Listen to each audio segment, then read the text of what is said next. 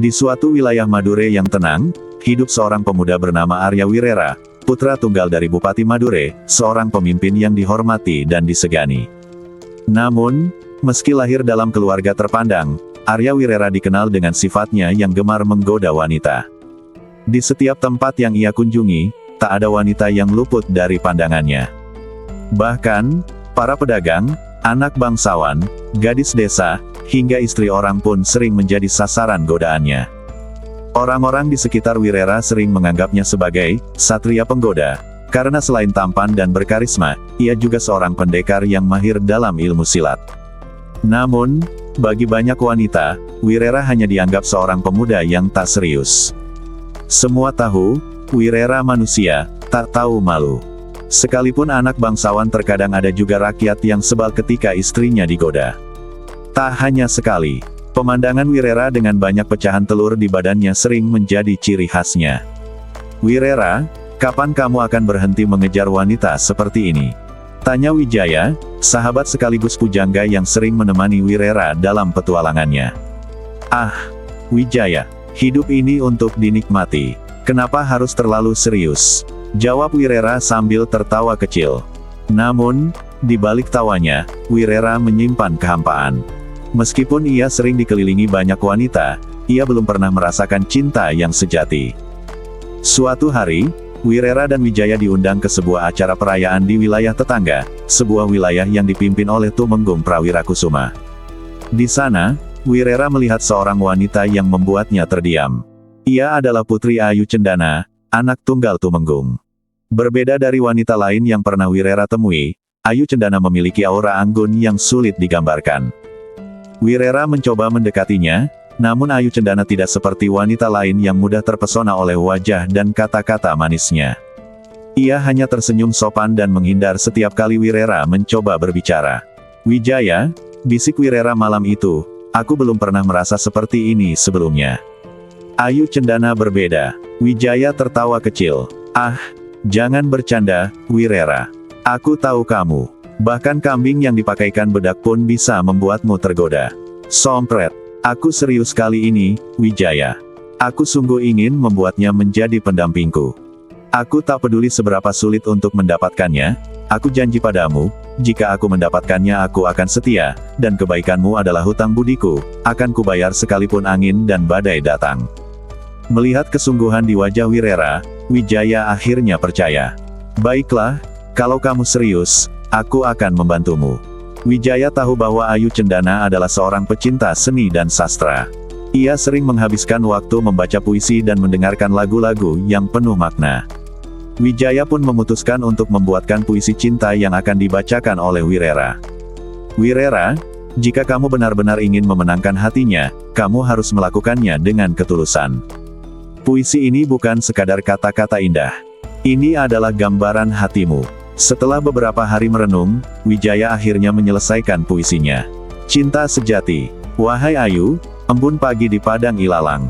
Senyummu menari di antara cahaya rembulan.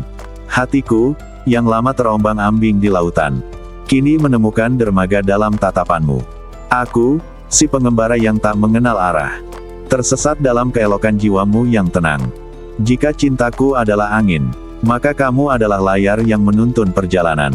Wahai Ayu, izinkan aku berdiri di sisimu. Tak hanya sebagai penggoda yang tak bermakna, tapi sebagai pria yang mendambakan kebahagiaanmu. Hingga waktu tak lagi memisahkan kita."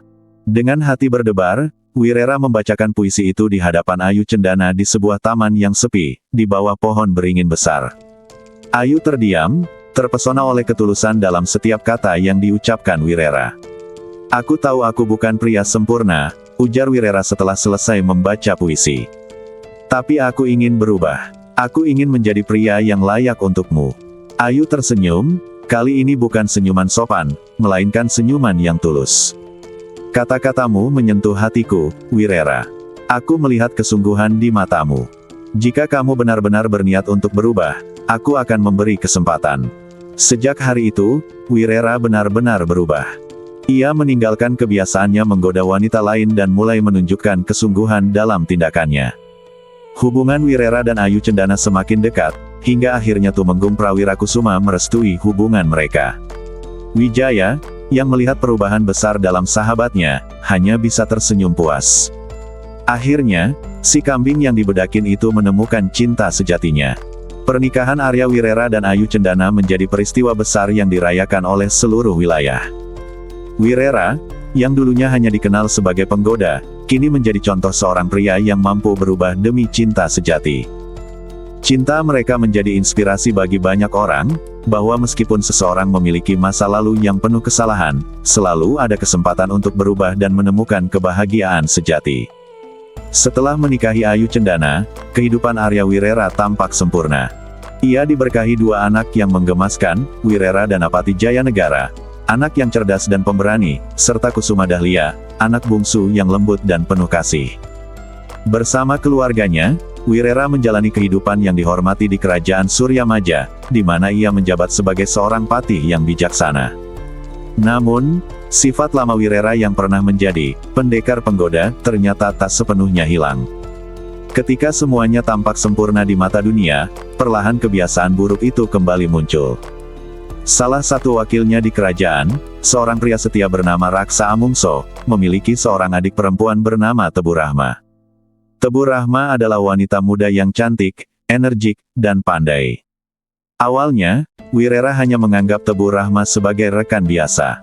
Namun, pertemuan yang terlalu sering di luar tugas resmi perlahan berubah menjadi sesuatu yang lebih. Kedekatan mereka akhirnya berubah menjadi hubungan terlarang. Rahma menjadi pelarian Wirera dari rutinitasnya sebagai suami dan ayah. Ayu Cendana mulai curiga. Tanda-tanda perselingkuhan Wirera semakin jelas, hingga suatu malam ia memergoki Wirera bersama Rahma di kediaman pribadi. "Apa yang kau lakukan, Wirera?" seru Ayu dengan suara gemetar.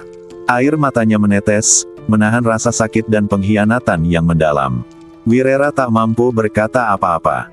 Ia tahu dirinya salah, tapi egonya terlalu besar untuk mengakui kesalahannya. Dengan hati yang hancur, Ayu memutuskan pergi. "Aku tak akan hidup bersama pria yang tak menghargai keluarganya. Kau telah menghancurkan semuanya." Kabar perselingkuhan Wirera dengan Rahma segera sampai ke telinga Wijaya. Ia tak percaya sahabat yang pernah ia bantu untuk menemukan cinta sejati justru menghancurkan kebahagiaan yang telah ia miliki. "Wirera," seru Wijaya ketika bertemu sahabatnya. "Apa yang kau lakukan? Apakah kau tak belajar dari masa lalumu? Di mana sumpah setiamu? Ayu mencintaimu dengan tulus, tapi kau mengkhianatinya demi kesenangan sesaat." Wirera hanya diam. Ia terlalu keras kepala untuk menerima nasihat. "Ini hidupku, Wijaya. Jangan campuri urusanku," balas Wirera dengan nada tegas. Wijaya hanya menggelengkan kepala. "Ingat kata-kataku, Wirera. Apa yang kau tanam, itulah yang akan kau tuai. Jika kau terus begini, kau akan kehilangan segalanya." Setelah Ayu pergi, Wirera hidup hanya untuk tugasnya sebagai patih. Namun, ia mulai merasakan kehampaan. Anak-anaknya, terutama Dahlia, sering sakit karena tidak mendapatkan perhatian yang cukup. Pada suatu malam yang penuh badai, Dahlia jatuh sakit parah. Tanpa ibunya di sisi, Dahlia semakin lemah.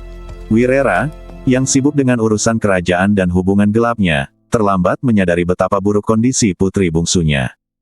Wijaya datang ke kediaman Wirera dengan wajah panik. "Wirera, Dahlia sekarat. Di mana kau selama ini?" Wirera bergegas menemui anaknya, tetapi segalanya sudah terlambat. Kusuma Dahlia meninggal dalam keadaan yang mengenaskan, tanpa sempat mendengar permintaan maaf dari ayahnya. "Maafkan aku, Nak," Wirera menangis di samping jenazah putrinya. Rasa bersalah menghantamnya seperti badai. Kematian Kusuma Dahlia menjadi titik balik dalam hidup Wirera. Ia mencoba mencari Ayu, tetapi mereka sudah pergi jauh tanpa jejak. Tak ada lagi keluarga yang tersisa untuknya. Wirera akhirnya menemui Wijaya, dengan wajah penuh kesedihan.